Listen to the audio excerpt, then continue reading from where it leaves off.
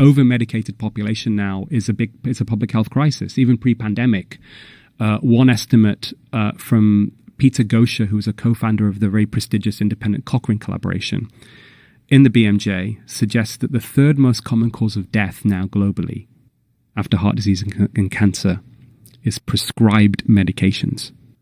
What your doctor prescribes for you, mainly because of avoidable side effects. And these are avoidable because the decision-making and the prescription often doesn't involve informed consent. And when you tell people the full benefits and harms in absolute terms of drugs, mostly they're more conservative. They're less likely to take the pills. But also the information that doctors are using to make clinical decisions are based upon these industry-sponsored trials where they keep their data commercially confidential, which ultimately means that the safety and the benefits are grossly exaggerated. Yeah, John Abramson explained to me how peer review is done on trials that are coming straight from pharmaceutical drug companies, that you don't really get access to the data itself. You get access to the pharmaceutical company's analysis of that data. Yes, that's absolutely true. So that sounds insane. It is completely insane. Completely insane. That sounds so obviously compromised. It's not scientific, right. Really. It's not ethical, right? Right. And I'm a believer in true democracy. It's not democratic. You know, when I tell my patients, I have conversations with my patients about this stuff all the time, and I just ask them what they think, and they're shocked. Most doctors, even I, was not aware of this, Joe, until I really looked into it properly. You know, I was just the conventional doctor doing his job, who took the publications in the Lancet, in the New England Journal of Medicine, you know, as gospel truth, biblical gospel truth. Never questioned it. And now, you know, I look to people like John Ioannidis, who you may be familiar with. So he's a professor of medicine at Stanford. He's the most cited medical researcher in the world. You know, he's considered a medical genius, very high in scientific integrity. And he wrote a paper, 2006, I think it was, in PLOS One, which was entitled Why Most Published Research Findings Are False. And one of the things he writes in there with his own mathematical modeling of the reliability of research, and this is fascinating, he says, the greater the financial interests in a given field, the less likely the research findings are to be true. Wow.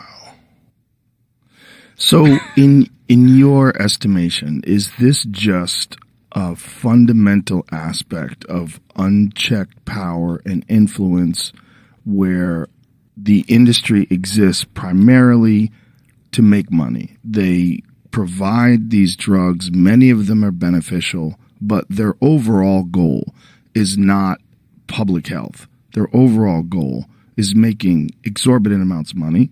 They have a responsibility to their shareholders. They have a responsibility to the corporation, and that responsibility is to make more money.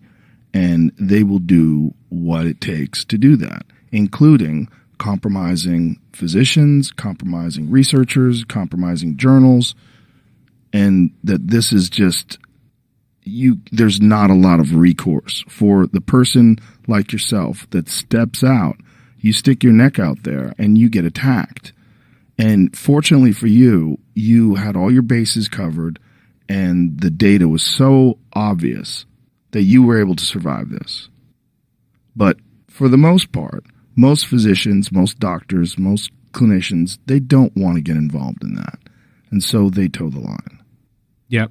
I think you've hit the nail on the head. So let's give it some context here as well. So yes, legal responsibility to provide profit for shareholders, not to give you the best treatment. But the real scandals are that those with a responsibility, Joe, to scientific integrity, academic institutions, doctors, medical journals, collude with industry for financial gain.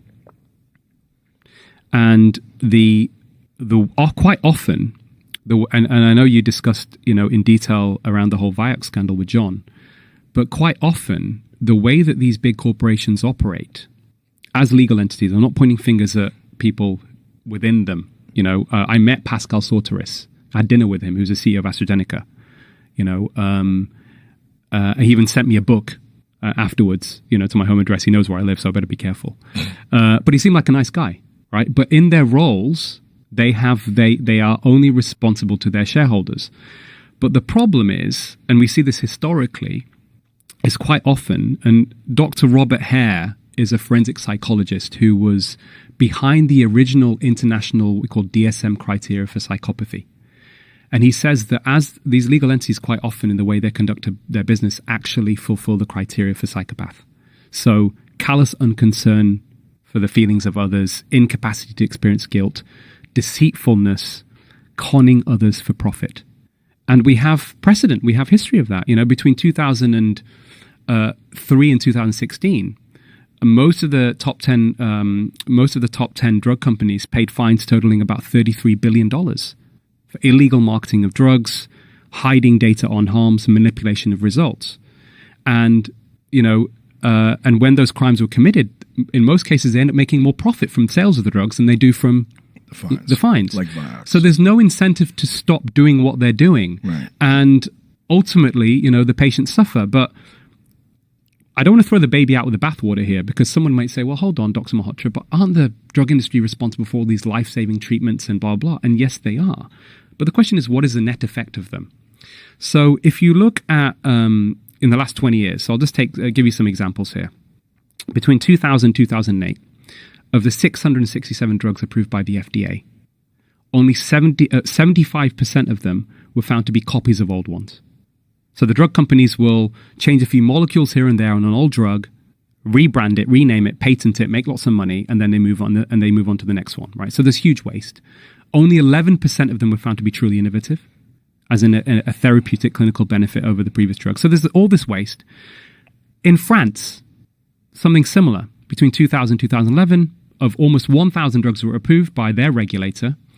Again, most of them were copies of old ones, but about double the amount of drugs, Joe, 15% of those drugs were approved, were found to be more harmful than beneficial, compared to about 8% that were therapeutic benefit. So what does that mean when you look at it in its totality with the waste and the harm? The overall net effect of the drug industry, in my view, on society in the last 2 decades has been a negative one. Wow. That's hard to swallow. And one of the reasons it's hard to swallow? There's something socio-cultural which we don't talk enough about. So a lot of people believe in medicine and think it's an exact science, but it's not an exact science. It's an applied science. It's a science of human beings. It's a social science. It's a constantly evolving science. We're taught in medical school 50% of what you learn is going to turn out to be either outdated or dead wrong within 5 years of your graduation. Wow. The trouble is nobody can tell you which half, so you have to learn on your own. And you have to stick your neck out because you're going against whatever the narrative is. You do, but that's, ultimately for me, everything I do is motivated by that patient in front of me in the consultation room. That person's suffered unnecessarily who didn't need to be there. All of these external factors that influence their health, whether it's an ultra-processed food environment, whether it's taking a pill they don't need. And we see that, we now see that in the world. United States, you've lost 2 years off your life expectancy in the last few years. In the UK, since 2010, Joe, we've had a leveling off, a stalling of life expectancy, and an increase in people living with chronic disease.